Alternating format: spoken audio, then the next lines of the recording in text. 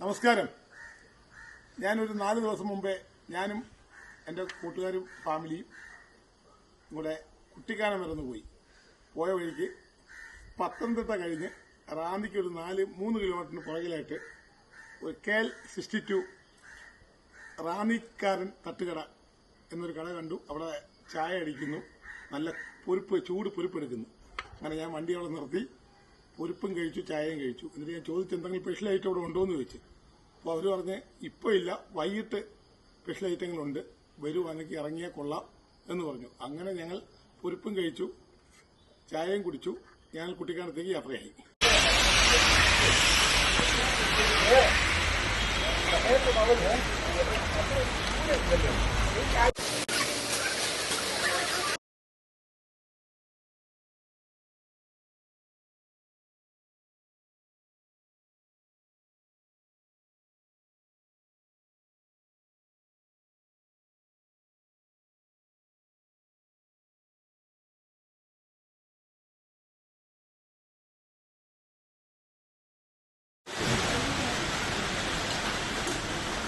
ഇതെന്തുവാ?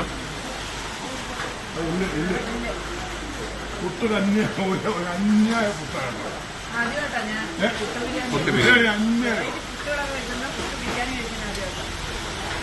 ഇത് ഞാൻ തൊട്ടില്ല, ഇത് ഒരു രക്ഷയില്ല.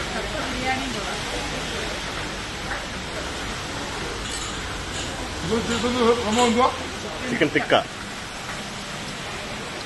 കഴിച്ചില്ല.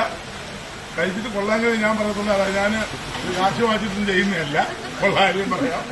ഞാൻ കുട്ടിക്കാനം വരെ കൊച്ചിനെ, ഇവന്റെ മോനെ തീർക്കാൻ പോയതാണ്, അഡ്മിഷന് പോയതാണ്. പോയപ്പോൾ അങ്ങോട്ട് പോയപ്പോൾ ചായ ഒഴിഞ്ഞോടെ ഈ കടയിൽ കഴിച്ചു. അപ്പോൾ ഞാൻ ചോദിച്ചു ഇവിടെ വൈകിട്ട് ഉണ്ടോ ചോദിച്ചു. കപ്പ ബിരിയാണിയും കപ്പയും കിട്ടും, പുട്ട് ബിരിയാണിയും കിട്ടുമെന്നില്ല. അപ്പോൾ എങ്ങും കഴിക്കാതെ ഇവിടെ വന്നതാണ്. പക്ഷേ ഒരു രക്ഷയില്ല, കപ്പ ബിരിയാണി കഴിച്ചിട്ട്. ഇനി അടുത്ത് ഒരു ചിക്കനും എടുത്ത് കഴിച്ച് നോക്കാം. കൊള്ളാമെങ്കിലേ കൊള്ളാൻ ഞാൻ പറയും, കൊള്ളത്തിലേ കൊള്ളത്തിൽ പറയാൻ പറ്റില്ല. കൊള്ളാൻ ഞാൻ പറയാം, കുഴപ്പമില്ല. കാരണം എനിക്ക്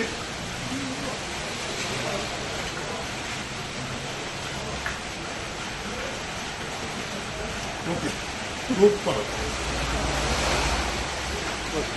അങ്ങനെ ഞങ്ങൾ കുട്ടിക്കാനത്തുനിന്ന് ഒരു 7-8 മണിയോട് കൂടി KL62 റാന്നിക്കാരൻ കടയിലെത്തി. അവിടുത്തെ കുറച്ച് സാധനങ്ങൾ ഞങ്ങൾ കഴിച്ചു. എല്ലാം വളരെ ടേസ്റ്റി ആയിരുന്നു. എടി, നിനക്ക് ഏറ്റവും ഇഷ്ടപ്പെട്ട സാധനം? പുട്ടുബിരിയാണി. പുട്ടുബിരിയാണിയാണ് എനിക്ക് ഒത്തിരി ഇഷ്ടപ്പെട്ടത്. ഒരു രക്ഷയില്ല പുട്ടുബിരിയാണി. പിന്നെ എല്ലും കപ്പയും ഒരു രക്ഷയില്ല, സൂപ്പർ. പിന്നെ